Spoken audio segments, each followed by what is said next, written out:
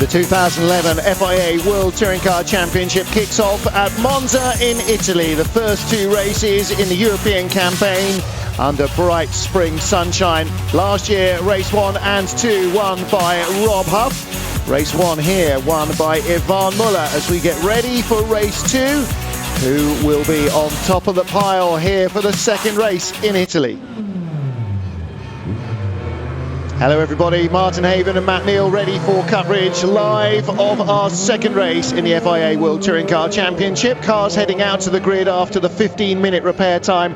And Matt, in some cases, a lot longer taken to repair the cars, with the resulting penalty of being dropped to the back of the grid, engine changes and various other things going on. Brake pad changes as well on all the Seats, and that's an indication of how hard it is to get these cars stopped from such high speeds here. Yeah, this weekend First Blood went to Seat and Gabriele Tarquini in qualifying, but then Chevy overhauled them in the race, and Ivan Muller took the maiden victory. So Tarquini ran into brake problems in the latter half of the race, but he just didn't really have the raw speed to keep up with the Chevys and press them all the way. But give him some new brakes on and give him a fresh set of boots and everything, and we'll see how he goes in this one. Well, look, it's a very pleasant afternoon, 15 degrees. Temperature is going to drop very soon because the sun's behind the grandstands already. Track temperature 22. Should be no problems with cooling. Tyres all survived the slightly longer race distance in race 1. Shouldn't be any dramas here in race 2 either. But it was a very dramatic race. Lots of action. There's new cars, new teams, new engines, new drivers, all sorts of new parts to the equation. But it was the same names out front. It was Rob Huff, it was Ivan Muller, who were first and second in the championship last year. It was Gabriele Tarquini, who was third. They were the guys that were battling to win this first race. Now they start at the back of the top 10 because the fastest 10 cars in qualifying 2 make up the top 10 in race 1 and race 2, but they're inverted. So they've got a bit more work to do in the second race.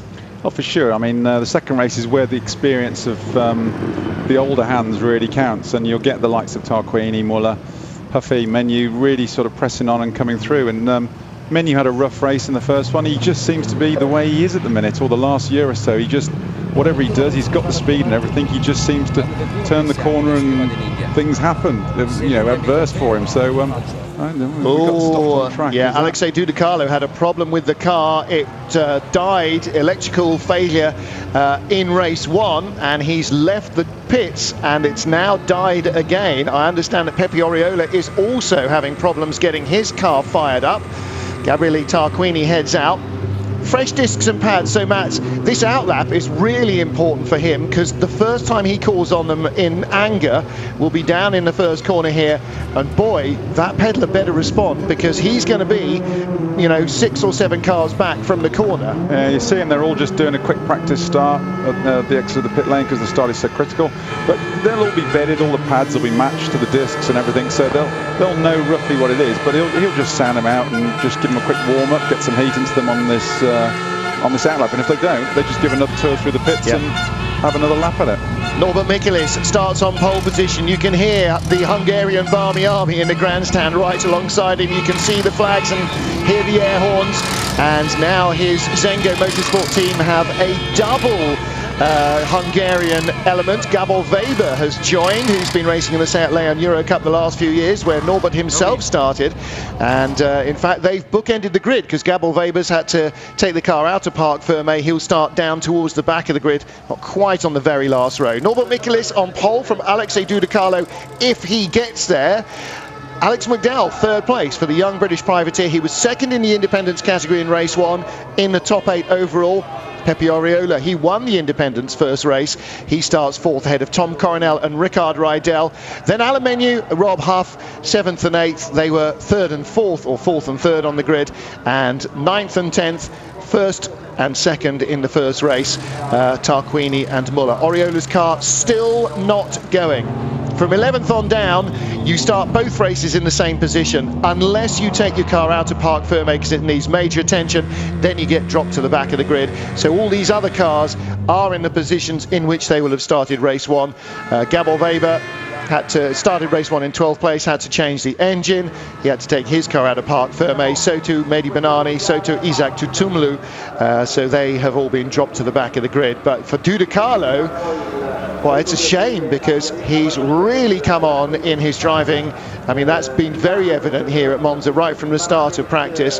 And to have a car just go bleh, everybody knows what that feels like. An electrical failure, you know, you can't find where it's leaking out. We've all had it, and it's very frustrating. I mean, especially because he'd had such a cracking race. I think he was in one of his, you know, for an out-and-out first race with a legitimate grid, he was in his best position. 5th place, absolutely. You can't take that away from him. He was having a really good race.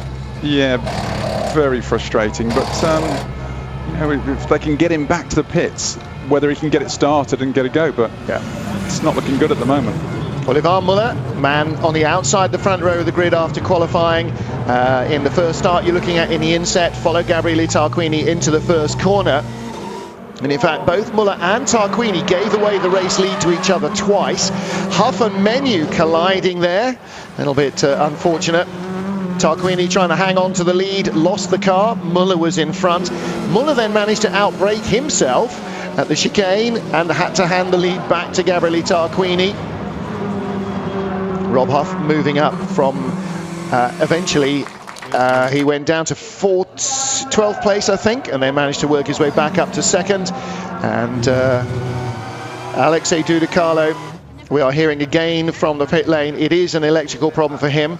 Pepe Oriola, if his car starts, will now have to start from the pit lane. The pit lane is closed. First round results there on the screen. Yeah, Martin, I just heard he got an electrical. It just won't start at the moment. So absolutely. Well, it died on the in-lap, which is never a good thing. Either it's out of fuel, which of course they will have refueled the car, and it didn't start. Okay, it wasn't fuel. If it's not fuel, and there's no mechanical bits on the floor, it's only electrics, and that's not good news because it takes a lot longer than 10 minutes normally to diagnose an electrical problem. On the grid here, Rob Huff, second in race one, and he will line up in 8th position on the race 2 grid.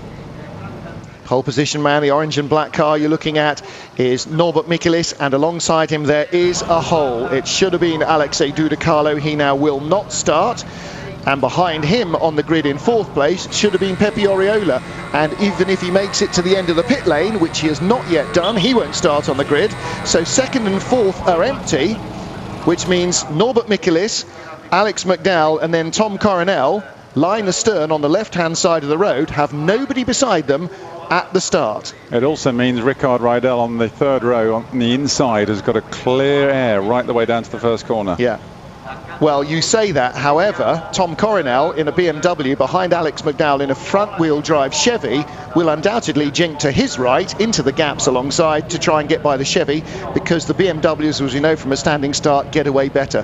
Oriola's bonnet is down, but the car is still in here. In the door there, you could see Javi Villa, who is with the team, because he's not racing yet this season. And Tom Coronel, look, there's lots of gaps on the grid beside him. That is just, he must be rubbing his hands with glee here. Norbert Michelis in a BMW, unless something drastic happens, will lead into the first corner. Coronel will be looking to get by Alex McDowell. Don't forget McDowell, his first race weekend here. No Oriola there, because he's in the pit lane, and no Dudecarlo on the front row because he's at the side of the track. So yeah, I guess Coronel will be thinking, how quickly can I try and make a break before the Chevy steamroller starts rolling? Absolutely, because right behind Tom Coronel, you're right, you know, beside him there's 2 empty rows, but behind him there's 2 rows packed solid with blue Chevrolet. So yeah, there's a lot to be done.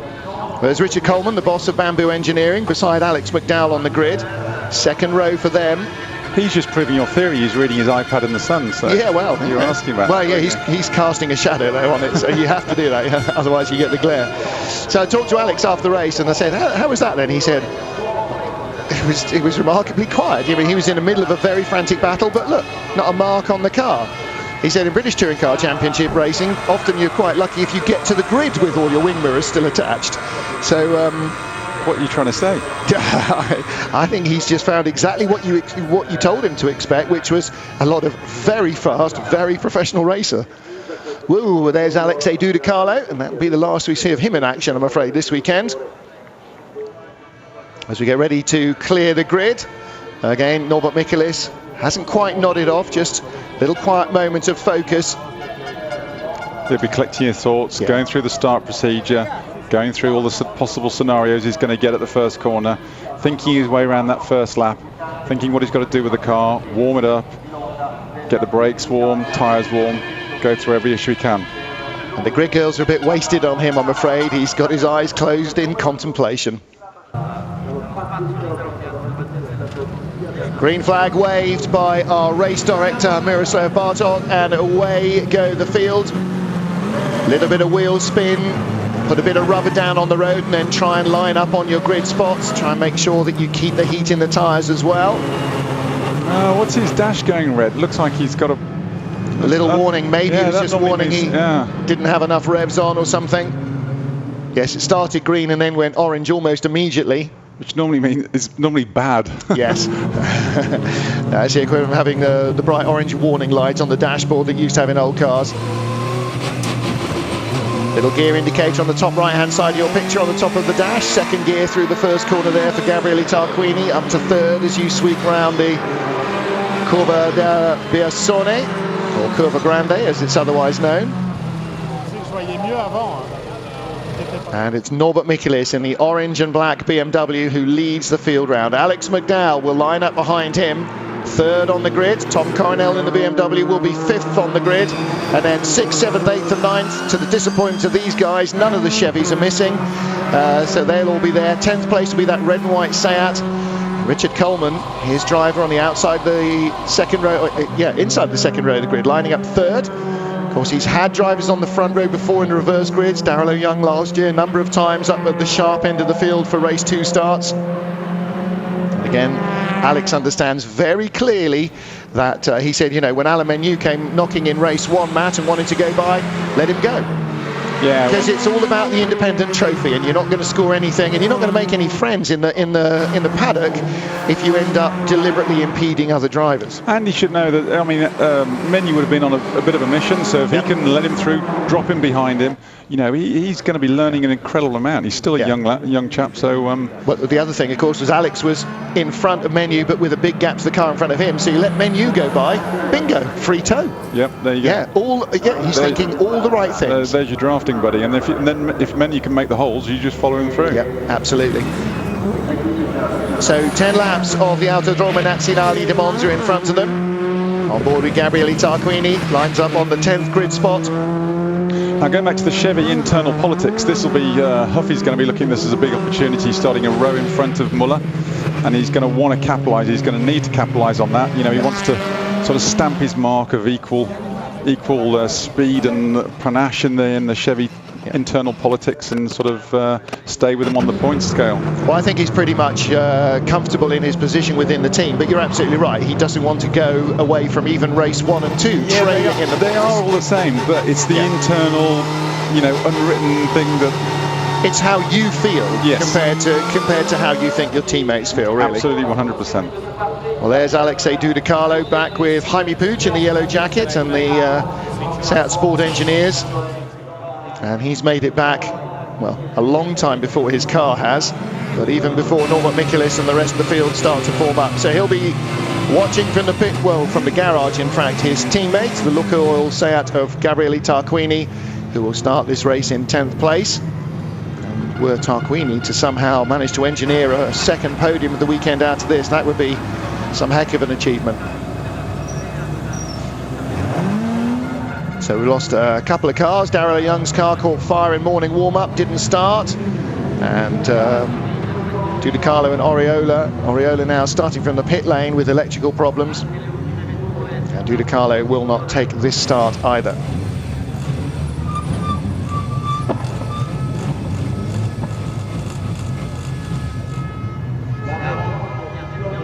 Sun is dropping behind the grandstands as we get ready for race 2 of 24 of the FIA World Touring Car Championship 2012. Mehdi Banani and Isaac Tutumu complete the grid. Revs rise, red lights are on, watch for the BMWs, away they go. Tom Coronel has predicted, oh, and a dreadful start by Ricard Rydell. Rob Huff's gone around one side, Menu gets away cleanly, and Stefano D'Aste launches, so too on the inside, picking up positions. He's gone by Rydell, he's challenging Muller. Look at the white BMW 5-6 cars back. That is Franz Engstler. Made a good start, didn't get by the Chevys and Menu sideways, but a great start by Stefano D'Aste to get up to third, fourth position as Alex McDowell got dropped back to third spot. It is the BMW of Norbert Michelis who leads, and Menu already smoking with the bumper rubbing on the back of that rear tyre, and Muller and Huff side by side, and Muller and Menu side by side led to big dramas last year. Tarquini's pushing Muller through and trying to keep Huff out, and Huffy gets his nose in front of Gabrielli. That was a bit close for comfort with the old Chevy team. It's let's hope Menu's tyre can hold out, but that was, I think that was coming together with Huff again, wasn't it? I think it might have been. Michelis leads from Coronel, BMW 1-2, McDowell third, D'Aste fourth. So 3 of the top 4 cars are independents. Here comes Muller on Menu. And again, Alain Menu not quick on the opening lap, and that leaves him open to attack. And down into the Ascari. Menu's on the inside, and he's not giving way to Muller. Muller's going to have to be superbly brave around the outside, and just can't, even he can't see that happening. And so Menu keeps his nose in front. But again, Matt Neal, you've said so many times this weekend, looking at cars, especially through that chicane, the back of the Chevy is bouncing around all over the place. Yeah, Menu's car just looks so loose through there, but all the Chevys have all weekend, but Menu's especially now, whether he's gone up for a setup to give him a better tyre degradation for the latter half of the race, which is going to make it lively to start with. Looks like Muller's going to try and get the cut back on him. Well, he defended so deep, he can't possibly have the speed coming out there of the Parabolica Alain Menu. So Muller goes by, Huff and Tarquini are lining up. Menu's getting hung out to dry, just as you would do on a super speedway in a NASCAR race. Yeah, Menu's got to be careful here because there's nowhere for him to go. They're all on the inside. And look, the toe, Huff is up, you know, he's bump drafting Muller at that stage and gets into the back of Muller under braking. Muller tries to brake early to avoid compromising them. Tarquini sideways, and that is the first big question that John Cleland, the driving standards driver, will have to try and sort out. Tarquini's got a left front puncture. He is out of the race. Oh, now it was that little bit of, I almost thought it might be a little bit of gamesmanship off Muller there. Brake nice and early, so they're going in side by side and a bit compromised, and you get a clean line out. So I think the braking early might have just caught Huffy out. And that is exactly what Huffy will say. He's not going to say, I punted my teammate off at the end of lap 2, at the beginning of lap 2 rather, that's for certain. But Tarquini with the puncture is out, and where is Muller? Oh, and Charlie New is out as well. Tarquini has got no further than the exit of the first chicane. Meanwhile, Norbert Michelis, the orange and black car, leads. Coronel second, McDowell third, D'Aste fourth, and Muller is in fifth. How's he done that? Well, because he shot through the chicane, didn't he? No, backwards. Well, whatever, he was coming through faster, and Menu's still there, ahead of Huff. So Huff lost out most of all in that. Was it Huff that was backwards? Huff went across the Menu, went round the chicane properly. Huff went sort of over the sleeping policeman. Maybe Rob's given a space back then to Alain Menu. Meanwhile, looking at a change for the lead potentially. Coronel's going to go around the outside into the Parabolica. Norbert Michelis has got too much speed, but Michelis is towing them along, and now the group behind are catching fast. But the gap back to Muller is going to drop right down from D'Aste in fourth to Muller in fifth. Now, can he pick up the toe up here into... He's got a good toe. Look, he's almost up behind the bumper. He's pushing along Norbert Michelis now, and in fact, they could probably do with doing that for another couple of laps to try and stay away from Muller. Yellow flags are out. No overtaking. They're going to drop back into line, and that is because Gabriele Tarquini's car is being towed out of the way. Alex McDowell in third place in that red and white Chevy. He's having a really great weekend, isn't he? Fourth place, Stefano D'Aste. So McDowell second in the Yokohama Independence category in race 1. D'Aste is behind him now. They are second and third in the Yokohama Independence. And you saw the Royal pit wall watching Tom Coronel. Coronel would love to win this. I wonder who wants it more, Michaelis or Coronel? For either of them, they've got to get the skates on because Muller's on his way. Muller. Leader's last lap, 2 minutes 0.7. Muller's last lap, 1 minute 59.2. Matt, that's 1.5 seconds quicker, and a mistake there. We're on board with Tom Chilton. And where is he? He's behind Barlacy, so Chilton has dropped all the way from 10th down to 19th place. That sounds to me like an incident. Tarquini's car with a puncture. Oh dear, that's not good news. The two Lukoil teammates right beside each other. Dasty's going to have his mirrors full of blue any second, with any corner now, because Muller's coming, he's on his way. And Manu and Huff are coming as well. Engsler made a good start, he's in 8th place now, Montero 9th. Thiago's car turned round in the first corner in race 1, just would not restart. Said nothing would make it go again. It was perfectly okay, it's had a stuffed door, but drivable, perfectly okay.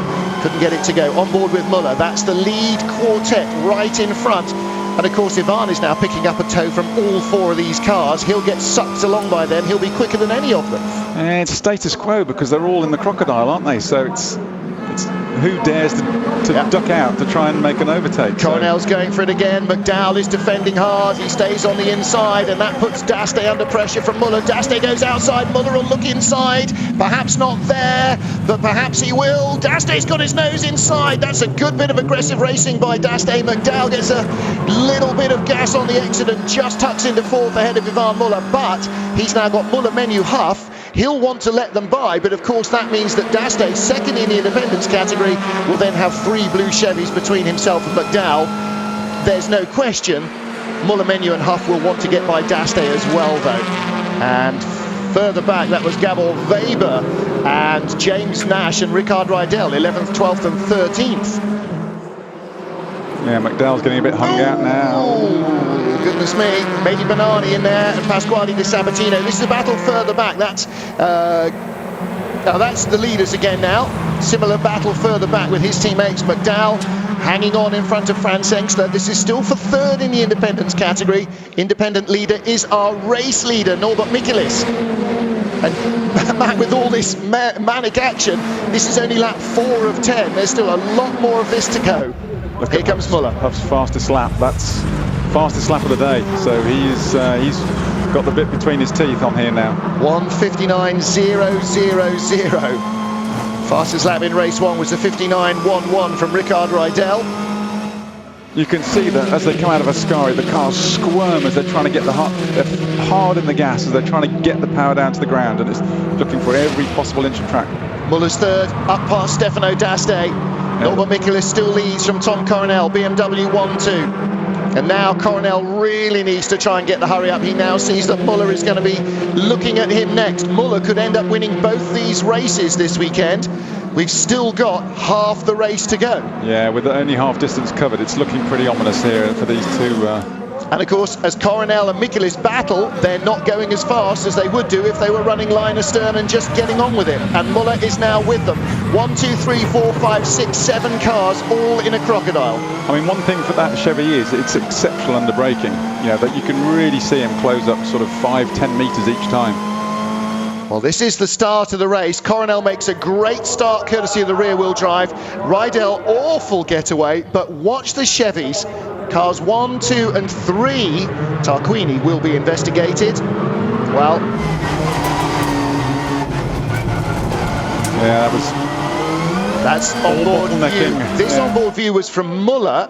It did look like Huff got into the back of Menu. Ah, did Tarquini push the back of Huff? Well, let's have a look. Yes, there you go. And that's what John Cleland will be looking for. Now, how did Muller do that? He's going backwards. Well, because he's 100 yards in front by the time he handbrakes it round into the right direction.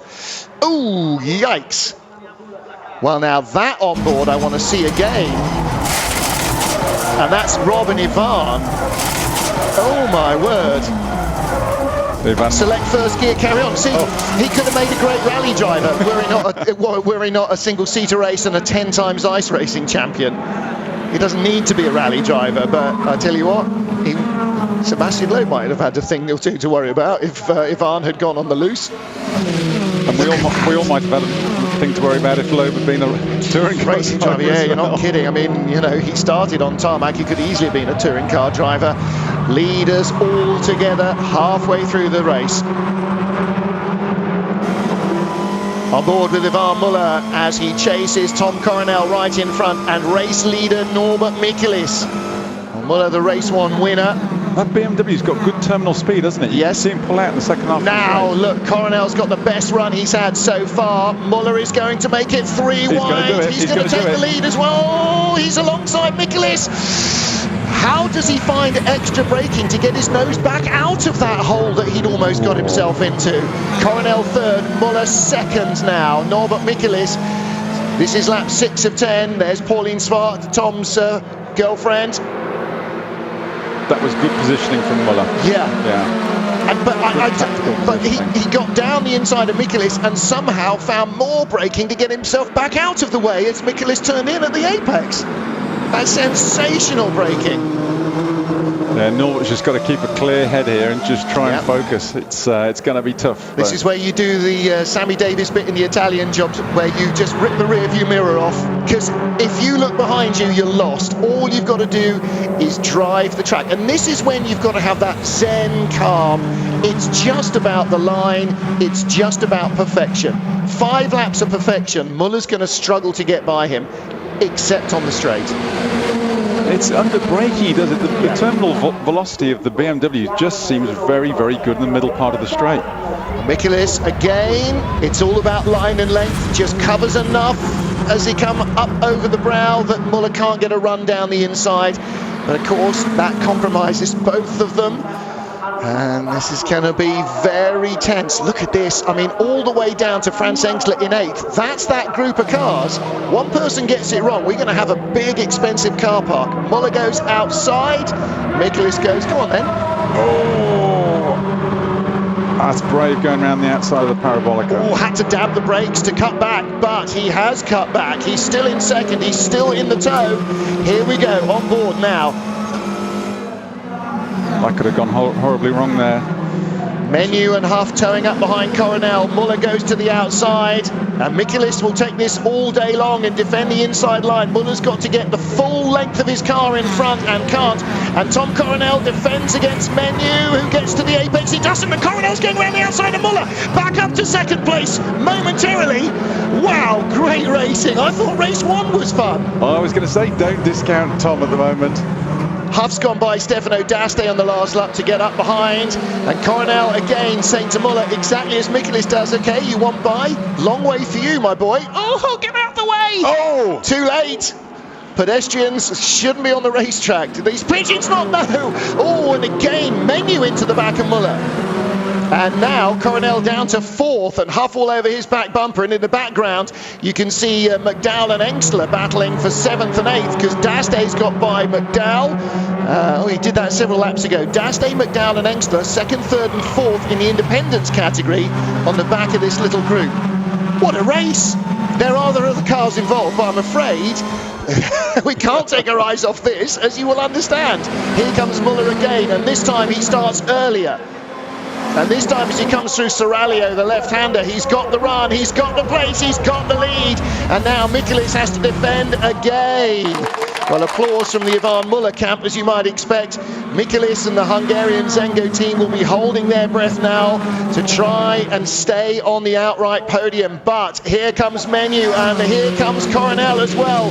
Menu's got his foot in the door, and Coronel is trying to go around the outside. And Norbert's car is going slower. Is it starting to overheat just from that contact with the pigeon? Oh, I don't know. Unless he's done something to it. You say the contact with the bird could have put a hole in the radiator or anything. Well, suddenly he's not got the pace of the leader, and it's not because he's been beaten or crushed. They're just going straight by him down the straight, and that's not been possible up until now, unless something else mechanical has happened.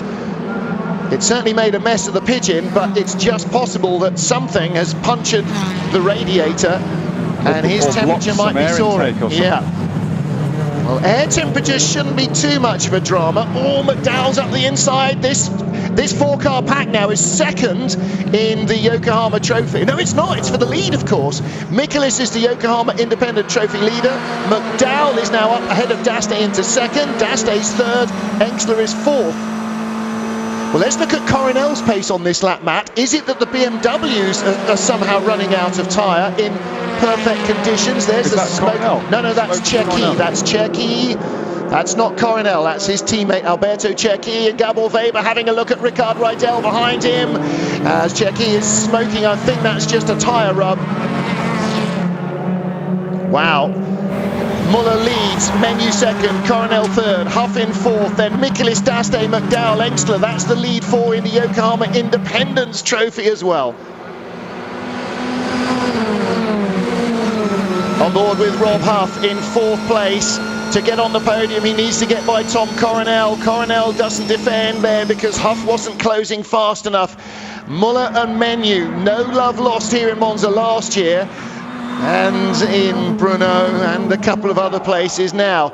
Menu is one car away from a win, and McDowell, what happened there on the exit of the corner? He suddenly bobbled, and past him has gone Daste and Engstler. Menu's got his lights on, he wants his win. Oh yeah, oh yes, doesn't he though? Let's take a look with McDowell. And Michaelis, okay, into the Ascari chicane. McDowell over the curves on the exit, and huge save. Well held, sir. That could have gone horribly wrong. Yep. Well, again, rule one of front-wheel drive cars: when it lands, keep your foot buried and try and get the front wheels to pull you through. Now, Martin, the curveball in the racing has been so frenetic here. They are marginal on those front left tyres. Yep. And with the pace these guys are running at, we're absolutely in the danger area now. These last two laps, anything could happen. Okay, nothing wrong with the BMW's pace. Coronel has just set his personal best lap of the race. So with Michaelis, it's not a BMW problem per se.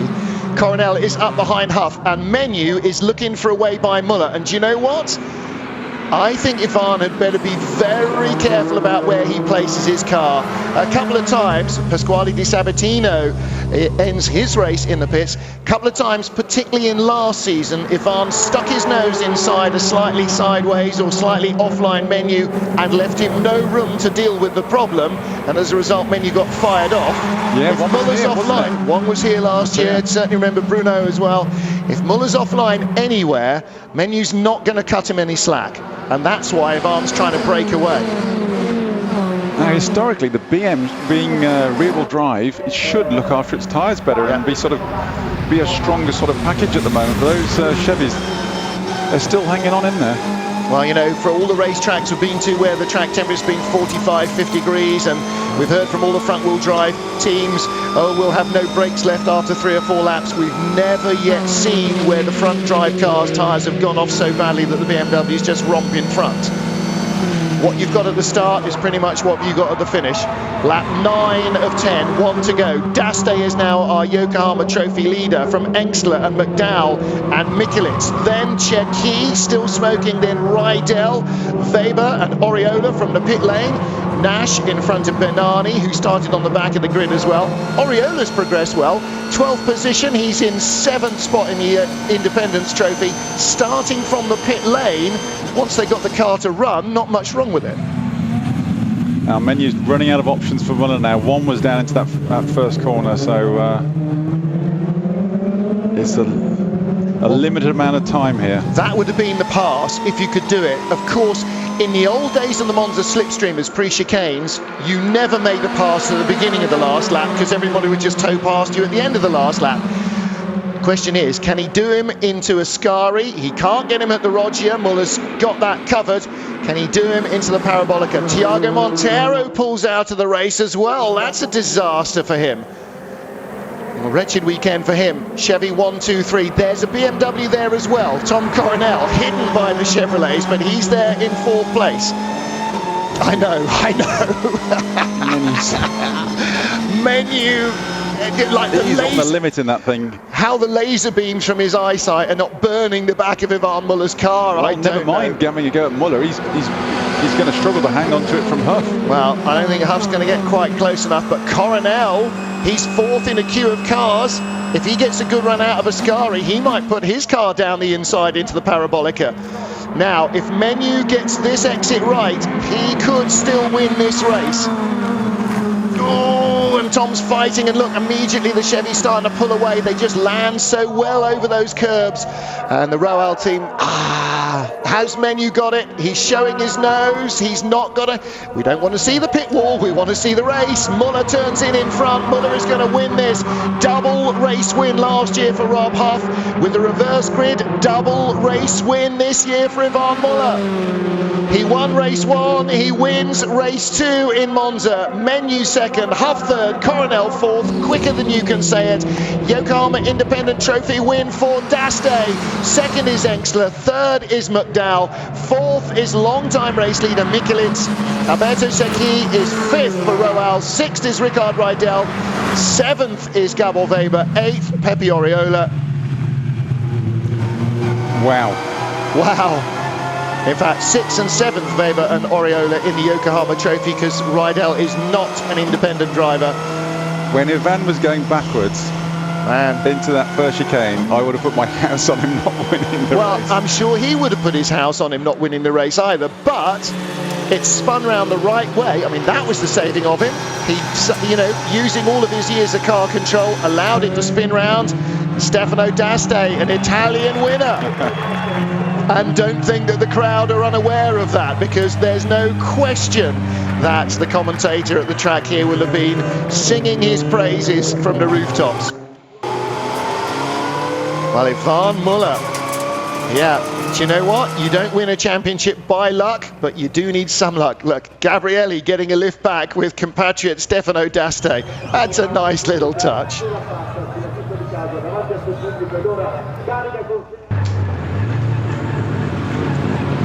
Cars on their way back to the pit lane at the end of the first race of the World Touring Car Championship for 2012.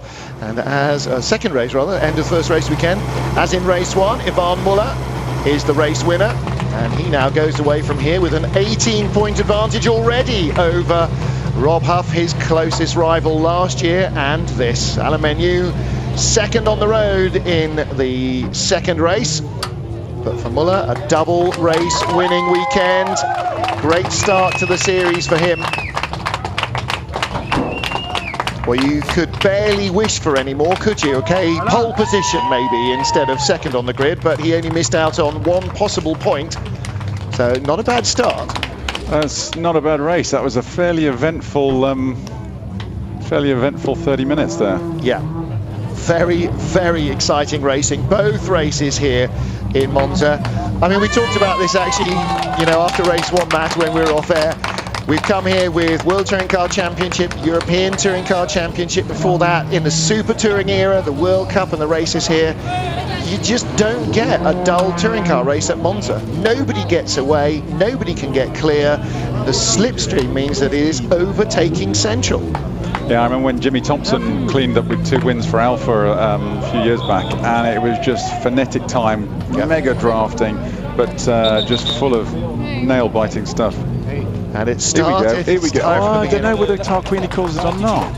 Well, Tarquini got into Huff afterwards, but as we picked up that shot, had he already got into Huff, or as we suspected in the first place, erring on the side of caution? No, he didn't. He was innocent, Tarquini was. I think Muller's brake lights, I don't know. Again, look, you've got to see when Muller's brake lights come on compared to when Huff's come on. If Huff's come on a fraction afterwards, it means that Muller was, well, if they're visibly afterwards at that speed, it means that Muller did brake earlier than what Rob was expecting.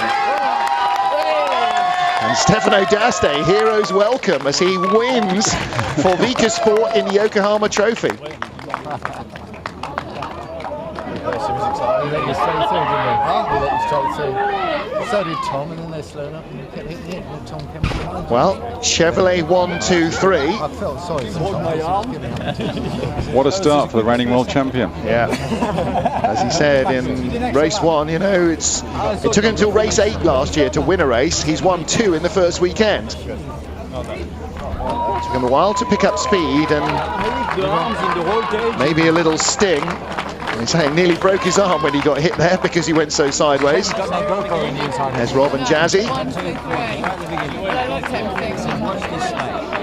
Well, they'll go to the stewards. Rob doesn't look the happiest, does he? Well, do you know what? For the drivers, though, going to the stewards' room, it does at least mean that they've got another driver in there in the form of John Cleland, who knows what it's about. He really understands touring car racing, you know, as intimately as you do.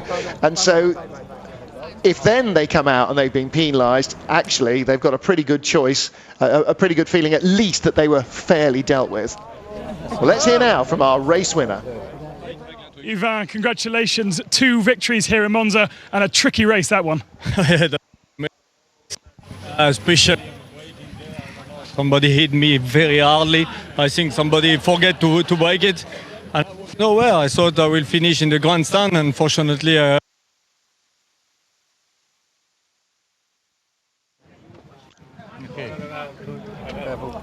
Well, Van Muller, double race win, whatever else happens. And, you know, it's hard to see him being penalised for breaking early for a corner if everybody feels that he did break early. And I mean, I'm sure, actually, with Robin and Alain right behind, if Ivan was earlier on the brakes than they might have expected, it'll be earlier on the brakes than both of them might have expected. And don't forget, Menu's not under investigation for anything there because he was on the left-hand side of the track, didn't hit anybody. Yeah, he got collected. So the argument from Muller's side is he was on the inside, so he wasn't on the ideal racing line, so you would have to brake early. Yeah, expecting it to be dirty. And I mean, for you, just one of those first corner racing incidents? I mean, the fact that Muller's ended up with the win, it is one of those things, and I think it'll just be a going through the motions of see it and, you know, try to behave yourself in the future, boys. So I think they will also take into account the fact that it is teammates who are battling, and so there's, you know, a little bit of mitigation. It must have been a bit tense in the Chevy garage at that point. It might get tenser. In terms of Gabrielli's involvement, from what we've seen, I don't see that there's anything to answer for him, because it looked like he just came up into the accident as it happened in front of him. Unfortunate victim. Yeah. Muller Menu 1, 2, 3 in the championship in that order. Tom Coronel 4th ahead of Gabriele Tarquini. Ricard Rydell in 6th position, but it looks at the moment as if that is a one-off outing. So Stefano D'Aste 7th, an independent, and 8th is the rookie in his first weekend. Alex McDowell is 8th in the championship overall as he leaves Monza. And in the Independence Championship, he's twice been second behind different winners. I'm not sure, he might not be leading the points. thank you. Round 2 of the FIA World Touring Car Championship, just as eventful, in fact, possibly even more so than race 1. Cars not making the start, and lots of cars not making the finish. Plenty of action in between time. One dead pigeon, several dead engines, and a lot of dented body panels.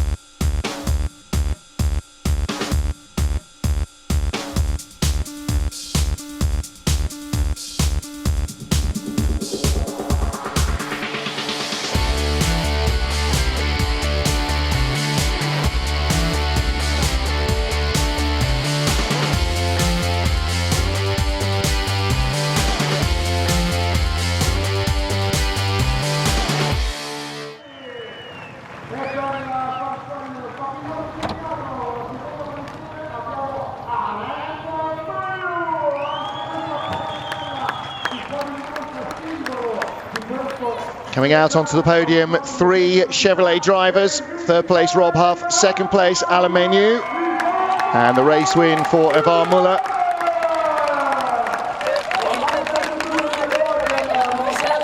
Been rehearsing that a bit, haven't they? Ivan's girlfriend and his daughter doing the little victory dance there. And of Chevrolet Racing, Eric Nev, the winning manufacturer, and our Yokohama Independent Trophy winner. And this will be a popular win as well.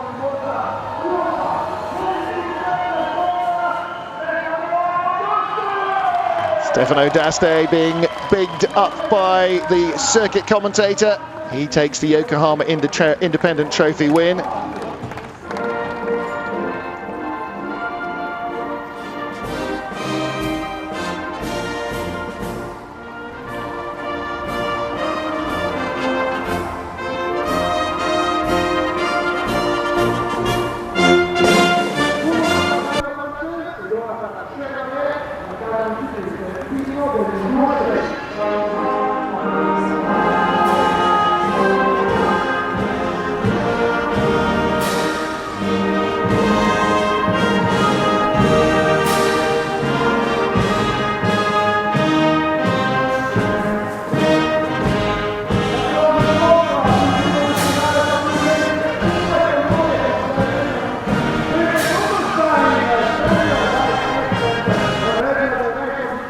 So the French anthem for our winning driver and the American anthem for our winning manufacturer.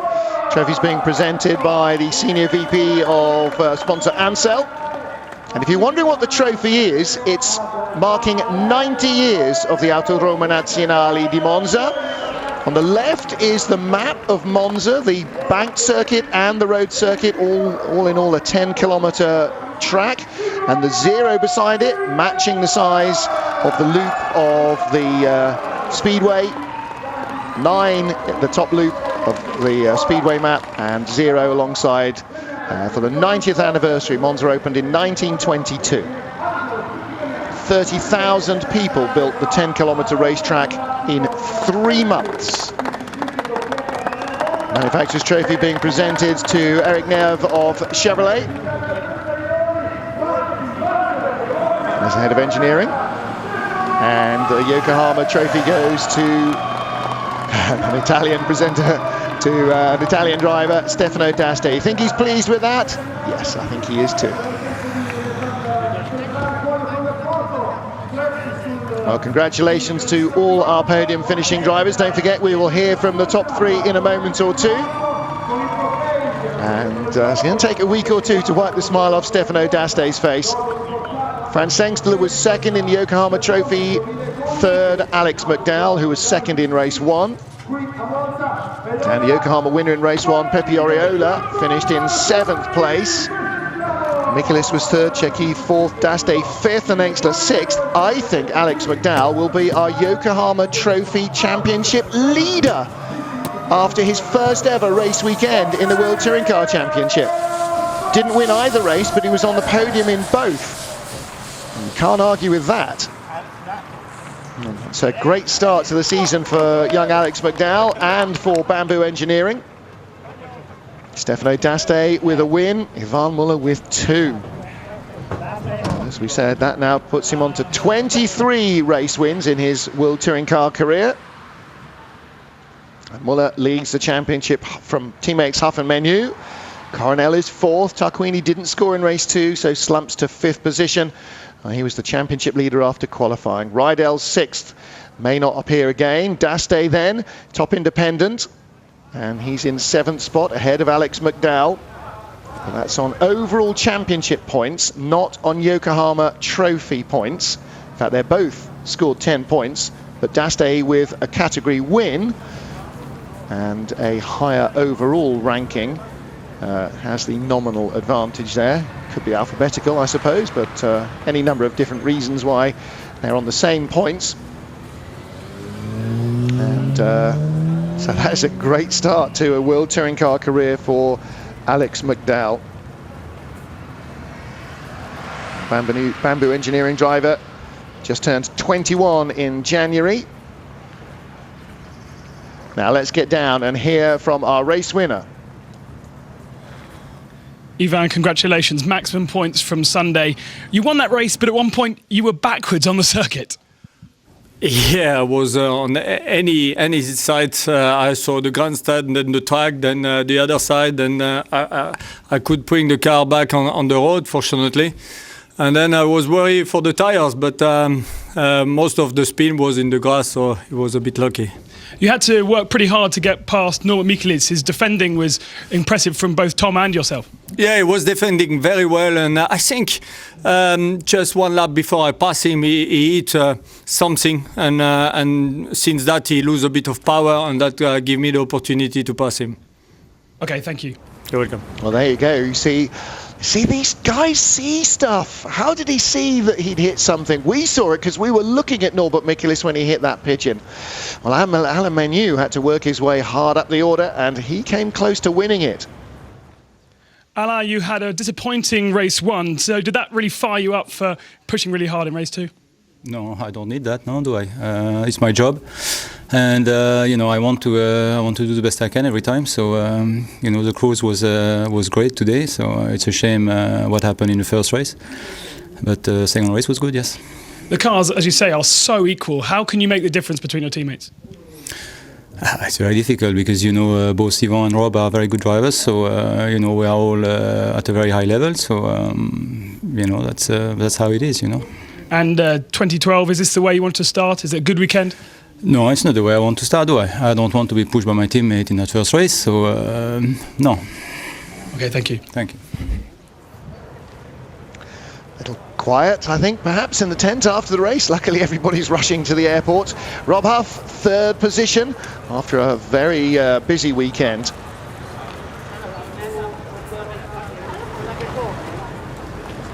Rob, you still have a smile on your face, but are you a little bit disappointed about the weekend? I'm always smiling, you know that, Ben. No, I'm pleased with the weekend. You know, we've got some good points. 2 very tough races, was in the thick of it. Yeah, I mean, there was all sorts of things going on, but we managed to survive, and a great result for Chevrolet to get a 1, 2, 3 in the second race. It certainly was crazy at points. Describe what happened with Ivan down into the first corner. You know, there was being pushed from behind, from the side, all over the place. We're all in a slipstream, going pretty much faster than we've gone all weekend. And at the point I hit the brakes, I was obviously pushing Ivan down the straight to be quicker, and then I got hit from behind from someone. I think Gabrielli was backwards at that point. Not really sure what happened, but yeah, we all survived, and that's the main thing. Got some good points on the board. And how do you go from here now to the next race in Valencia? Yeah, Valencia, it's been a good circuit for us for the last few years. Hopefully it's going to be a great result for us there as well. Cheers, Rob. Cheers. Well, again, the video evidence will definitely be looked at by the stewards. They're looking at the incident. Cars 1, 2 and 3. That's Muller, Huff and Tarquini. Stefano D'Aste, the Yokohama Independent Trophy race winner. And Gabriele Tarquini in the end decided against taking the lift back because it was much quicker just to walk back to the pit lane, and probably would have prohibited anybody being excluded. So, Yokohama Trophy, D'Aste, Oriola, McDowell, 3-way tie in the lead, and 2 points behind Engstler, 3 points behind Michelis. Alberto Shekillo, rookie, 6th ahead of Gabor Weaver, another rookie, and Pasquale Di Sabatino, another rookie. So Alex McDowell is joint leader of the series.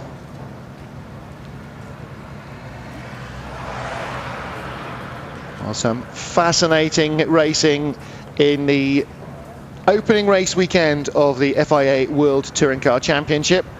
A lot of hard luck stories. Charlie New didn't finish either race, and so he'll be hoping for a little bit more fortune. Chevrolet leading the manufacturers' point standings ahead of the BMW teams and Seat teams, and just 4 points between them, so that looks like it could be a very even battle between the two manufacturers at the end of the season. And of course, Ford joining the championship as well with Team Aon this weekend and for the rest of the season. And for them, their first race weekend in the World Touring Car Championship is also their first test session. So they look towards Valencia and a chance perhaps to build on the experience that they've gained.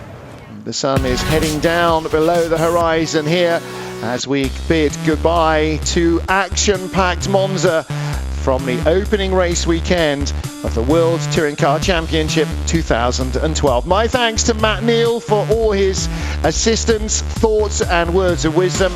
My thanks too to all the team here on site, and we will see you next time out in Valencia in Spain. Until then, for the World Touring Car Championship, I'm Martin Haven. Thank you for joining us, and we will see you next time out, 3 weeks from now, in the heat of central Spain for rounds 3 and 4 of the 2012 FIA World Touring Car Championship.